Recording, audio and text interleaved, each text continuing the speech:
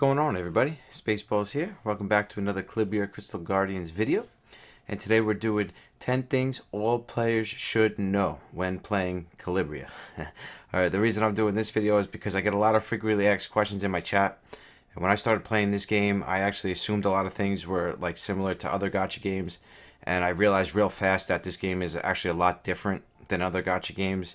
So just a small disclaimer before we get in this video. This is just 10 things that I've noticed so far. I'm not saying there's not other things or these things are not in order or anything like that. I mean, if you guys can think of anything else after these 10 things, please put them down in the comments after the video. But yeah, other than that, guys, let's get into it. Each thing that we go over, I'm gonna put the list on the screen somewhere over here. I'm gonna move it around the screen as we go. This way it doesn't block anything when I'm showing you guys. The first thing is gonna be number 1 is gonna be bleed, poison, HP burn. They all do 5% damage.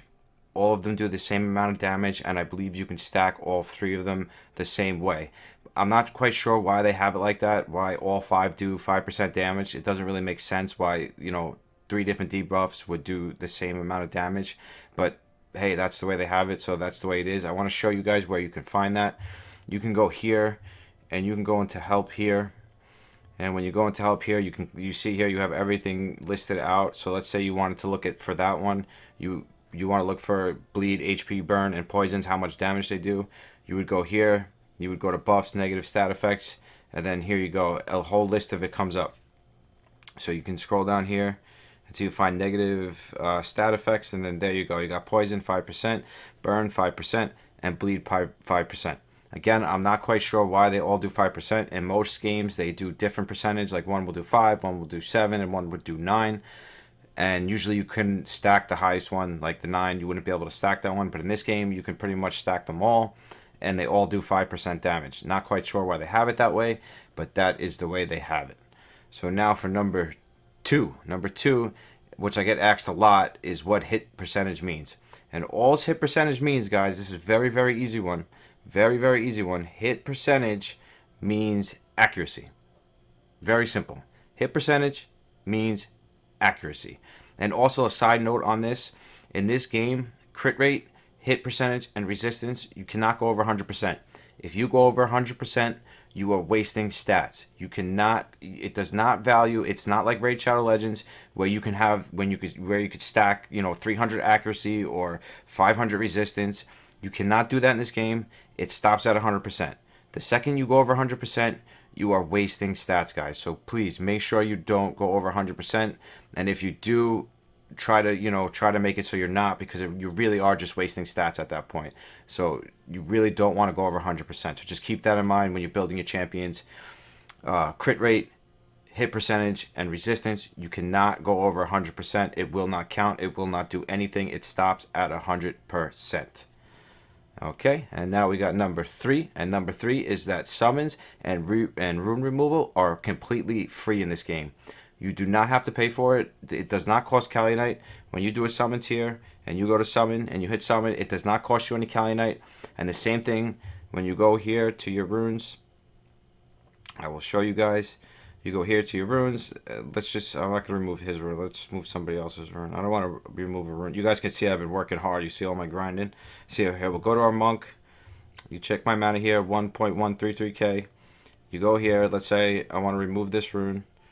So I'm going to go to unequipped. I go back, and I still got 1.133k. You see? So rune removal and summons do not cost anything in this game. It's very different than other games. Most other games, it does cost stuff.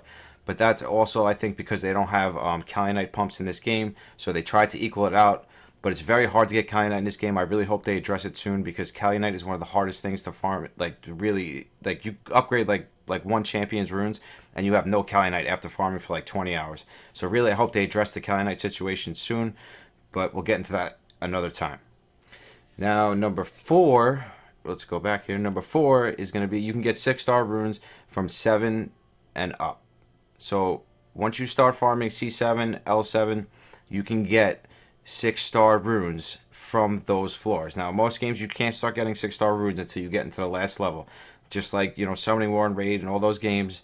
And I'll show you here. Let's go here. I'll show you here. You go here. You hit the little I button. and you go to drops, and then you scroll down, and you see here, floor 7, 4 to 6 star runes. Starts at floor 7. So you don't need to farm floor 8 or floor 9. You can go straight from floor 7 to floor 10. There's no reason to do 8 or 9 if your runs are slower. If your runs are faster in floor 7, make sure you are going to floor 7. And the same thing in Leviathan. You click the Leviathan, you click the little I button, and you scroll down and you see the same thing. 4 to 6 star runes in floor 7. Now, that's pretty much it for that one. Very simple. Just keep it in mind. It's actually a good thing to know, because a lot of people, they're doing like 8 or 9, not realizing that you get the same exact rune drops from floor 7 that you would from floor 9, and your runs are probably about 2 minutes to 3 minutes faster, depending on where you are in the game, if you're early game or not, in floor 7. So just keep that in mind, guys, when you're farming, that you do not need to farm 8 or 9. There's no need to. You get the same runes from floor 7. Now, number 5 on the list is you can't get flat stat runes in this game, and I think it's absolutely amazing. In most games that you play, you can get a flat stat on your slot 2, your slot 4, and your slot 6. In this game, you cannot get flat stats. So no matter what you get on slot 2, it's either going to be defense percentage, HP percentage, or speed percentage. You can't get hit percentage on slot 2. Slot 4, you can't get hit percentage again, but you can get crit damage percentage, crit rate percentage, defense percentage, and HP percentage. On slot 6, you can get hit percentage, attack percentage, defense percentage, and HP percentage. You can't get speed on slot 6 or on slot 4. You can only get speed on slot 2. You can only get hit percentage on slot 6, and you can only get crit damage or crit rate on slot 4. Okay, now that one's done, now we're going to move on to number 6. And number 6 is 6 star runes can roll minimum rolls in this game. So just like a 2 star or a 3 star or a 4 star rune, or once you get to a 5 star rune, it can still roll the minimum rolls in this game. It can still roll 3%.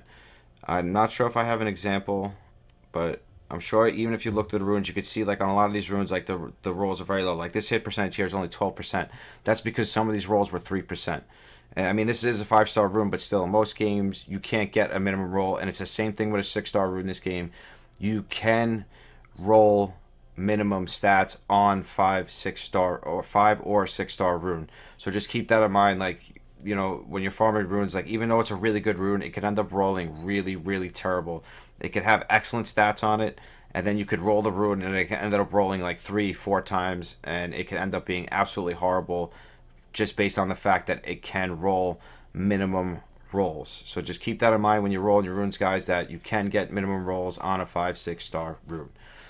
Okay, and now we got number 7 on the list. And number 7 is 4-piece sets can be used as 6-piece sets in this game. So when you have a set, I'll show you here. If you have a set, like the attack set, we'll do the attack set. If you have the attack set, now it's a 4-piece set. Now this doesn't count with two-piece sets. 2-piece sets are just 2-piece sets. They don't change. It just stacks. So if you have 2 blessing sets, it just does the HP twice. But you can't actually like get extra stats from it. Like with the berserk runes and the attack runes, the 4-piece sets. So now if you do 4 pieces, you get attack plus 35%. Now if you do 6 pieces, you get the attack plus 35%, plus you ignore the enemy's defense by 15%. And the same thing like with the berserk runes. The berserk runes, you get 22% chance to get an extra turn. If you do a full 6 set of it, then you get an 8% chance extra. So that's giving you a 30% chance to take an extra turn if you do the full set. So if you have a 6-piece set, you can get extra stats as long as it starts as a 4-piece set. So as long as you have a 4-piece set, you can make it into a 6-piece set and you will get extra stats from it. Most games are not like this. That's why I put this one on the list. Okay, and that's it for that one. And now we're going to go on to number 8. And number 8 is if you do not sign in the game for 7 days, which I didn't notice this one myself. I just realized this the other day. If you don't sign in the game for 7 days, the guild will automatically kick you. Not the guild leader himself, but the game will automatically kick you from the guild. So if you do not sign into your account for 7 days and you're in a guild, let's say you're in your buddy's guild and you guys, you know, are close or whatever, and you go on vacation and you come back and you're kicked out of the guild, it's not that he kicked you out of the guild, it's that the game auto-kicked you.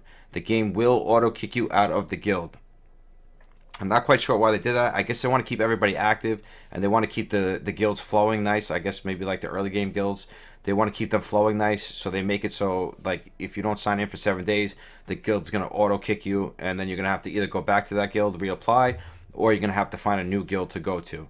I mean, I think it's actually a pretty cool feature because it actually keeps everybody active. So I actually really do like it. Now, number 9, we have 2 things on this list because they actually both kind of do the same thing in a way. So I wanted to do these both on the same number, which is number 9.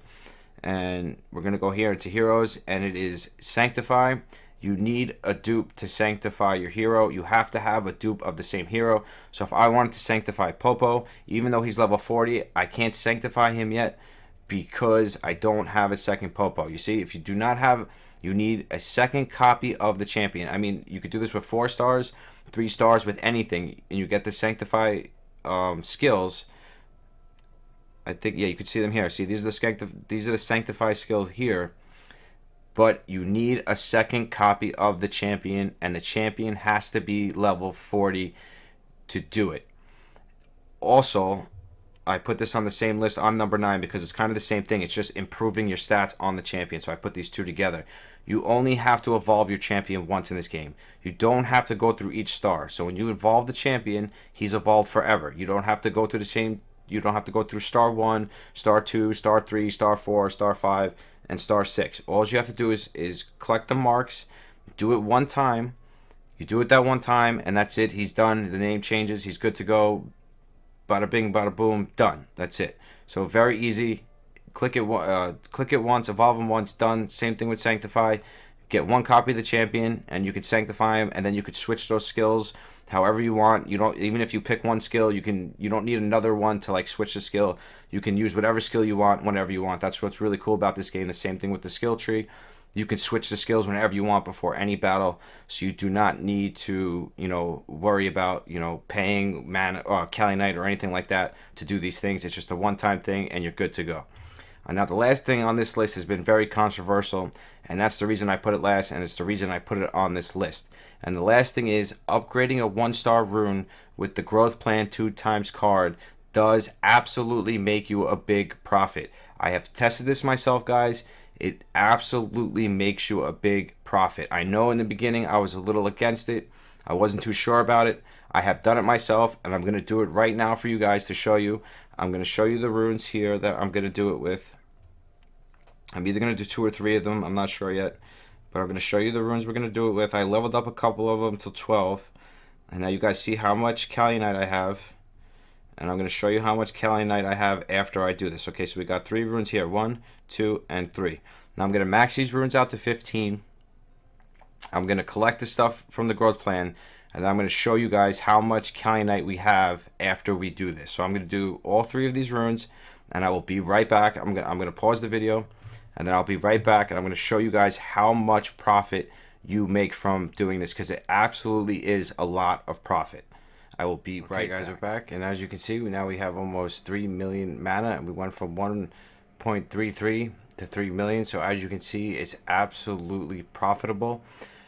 So I would definitely recommend doing it. It's probably the easiest and quickest way to make Kali Knight in this game, especially for the fact that it's so hard to farm Kali Knight. You can farm Kali Knight for like 20 hours and do like 4 runes, as I told you before, and have no Kali Knight left. So for this kind of profit margin, it is definitely worth it. I definitely recommend doing it. That's why I put this on the list, because it's been very controversial in my comments. So I definitely wanted to put this in there and show you guys proof that you do make a huge profit off it. Now this is only for 3 runes. I think you could do like 20 or 25 on the final stage of the growth plan.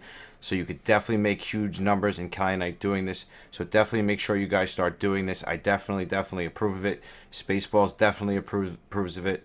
But that's it for this one, guys. That was the 10 things that I think all players should know when starting to play Calibria Crystal Guardians. I love each and every single one of you. If you guys want to support me, all I ask from you guys is to hit the sub button. I really do appreciate it. I love you all. Spaceballs out. I'll see you in the next one. Peace.